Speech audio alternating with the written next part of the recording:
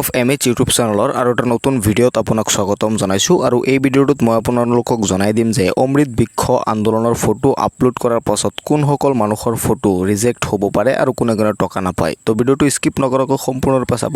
বহুত দৰকাৰী এটা ভিডিঅ'। পাৰিলে ভিডিঅ'টো এটা শ্বেয়াৰ কৰিব। মই এটা ৰিকুৱেষ্ট কৰিম, পাৰিলে এটাকৈ শ্বেয়াৰ সকলোকে কৰি দিব যাতে সকলোৱে ভিডিঅ'টো চাব পাৰে, কাৰণ খুব গুৰুত্বপূৰ্ণ এই ভিডিঅ'টো, যাতে সকলোৱে কথাখিনি জানিব পাৰে। তো ভিডিঅ'টো স্কিপ নকৰাকৈ সম্পূৰ্ণৰূপে চাওক।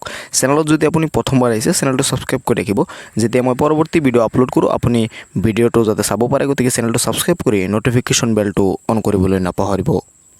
এতিয়া মেইন কথা হ'ল কোনসকল মানুহৰ ফটো আপলোড কৰাৰ পাছতো ফটো ৰিজেক্ট হ'ব। অমৃত বৃক্ষ আন্দোলনৰ বাবে যিটো ফটো আপলোড কৰিছিলে, কোনসকল মানুহৰ ফটো আপলোড কৰাৰ পাছত ৰিজেক্ট হ'ব, যিসকলে নেকি 17 তাৰিখ বিয়লি 4 বজাৰ পাছত ফটো ক্লিক কৰি, অৰ্থাৎ গছপুলি ৰুই তেওঁলোকে 17 তাৰিখ বিয়লি 4 বজাৰ পাছত তেওঁলোকে গছপুলি ৰুইছে আৰু সেই ফটো ক্লিক কৰি তেওঁলোকে অমৃত বৃক্ষ আন্দোলনৰ যিটো অফিচিয়েল এপ বা অফিচিয়েল ৱেবছাইট আছে তাত আপলোড কৰিছে। সেইসকল ব্যক্তিৰ ফটো আপলোড কৰাৰ পাছতো ফটো ৰিজেক্ট হ'ব। যদি আপুনি 17 তাৰিখ বিয়লি 4 বজাৰ পাছত ফটো ক্লিক কৰি আপলোড কৰিছে, তেনেহ'লে আপোনাৰ ফটো নিশ্চয় ৰিজেক্ট হ'ব আৰু আপুনি টকা নাপায়। দ্বিতীয়তে, যিসকল ব্যক্তিয়ে নেকি জিঅ'টেগ ফটো আপলোড কৰা নাই, অৰ্থাৎ এটা লোকেশ্যন সহকাৰে বা টাইম বা ডেট সহকাৰে এটা ফটো ক্লিক কৰিব লাগে, সেইটোক জিঅ'টেগ ফটো বুলি কোৱা হয়। আৰু সেই ফটোটো মই স্ক্ৰীনত আপোনালোকক দেখুৱাই দিছোঁ। এনেকুৱা ধৰণৰ এটা ফটো, এইটোক জিঅ'টেগ ফটো বুলি কোৱা হয়। যদি কোনোবাই এনেকুৱা ধৰণৰ ফটো আপলোড কৰা নাই, ডাইৰেক্ট তেওঁলোকে গছপুলি ৰুইছে আৰু ফটো আপলোড কৰি দিছে, সেইসকল ব্যক্তিৰো ফটো আপলোড কৰাৰ পাছতো ৰিজেক্ট হ'ব। কাৰণ ফটো আপলোড কৰাৰ নিয়মেই আছিল এইটো যে আপোনালোকৰ জিঅ'টেগ ফটো আপলোড কৰিব লাগিব।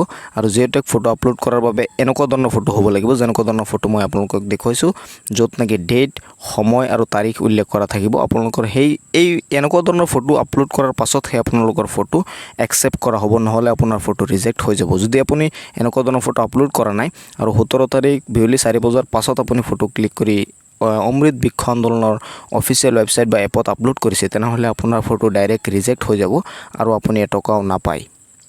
এই ভিডিঅ'টোত কনফিউজন আছিল যে বহুতে কমেণ্ট কৰি থাকে যে মই বিয়লি 4 বজাৰ পাছত ক্লিক কৰিছোঁ, মই আজি ক্লিক কৰিছোঁ, মই আপলোড কৰিছোঁ, গতিকে মোৰ ফটো ৰিজেক্ট হ'ব না নাই। তো এইখিনি কথা যদি আপোনালোকে জানে যে আপুনি 4 বজাৰ পাছত 17 তাৰিখ 4 বজাৰ পাছত যদি ক্লিক কৰিছে, তেনেহ'লে আপোনাৰ ফটো ৰিজেক্ট হ'ব। আপুনি 17 তাৰিখ 4 বজাৰ আগত যদি ফটো ক্লিক কৰি আজিও আপলোড কৰে, অৰ্থাৎ 20 তাৰিখৰ ভিতৰত যদি আপলোড কৰে, আপোনাৰ ফটো কেতিয়াও ৰিজেক্ট নহয়। আৰু যদি 17 তাৰিখৰ পাছত ক্লিক কৰি পাছত আপলোড কৰে, তেনেহ'লে আপোনাৰ ফটো ৰিজেক্ট হৈ যাব। আৰু জিঅ'টেগ যদি লগোৱা নাথাকে, জিঅ'টেগ লগোটো যদি লগোৱা নাথাকে, আপোনাৰ ডেট আৰু সময় উল্লেখ কৰা নাথাকে ফটোত, তেনেহ'লে আপোনাৰ ফটো ৰিজেক্ট হ'ব।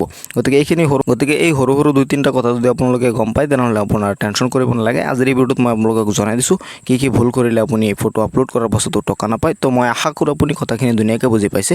এইটো আছিল সৰু আপডেট। আপোনালোকে ভিডিঅ'টো বেছি শ্বেয়াৰ কৰি দিয়ক, যাতে সকলোৱে চাব পাৰে, এই কথাখিনি জানিব পাৰে। তো লগ পাম পৰৱৰ্তী ভিডিঅ'ত। কিবা আপডেট আহিলে মই আপোনালোকক নিশ্চয় জনাবলৈ চেষ্টা কৰিম। আজি পৰৱৰ্তী ভিডিঅ'ত কিবা এটা নতুন আপডেট আহিলে মই আপোনালোকক নিশ্চয় জনাম। চেনেলটো সাবস্ক্ৰাইব কৰি ৰাখিব, ভিডিঅ'টো শ্বেয়াৰ কৰি দিয়ক যাতে সকলোৱে চাব পাৰে। তো লগ পাম পৰৱৰ্তী ভিডিঅ'ত। আজিলৈ ইমানেই, ধন্যবাদ।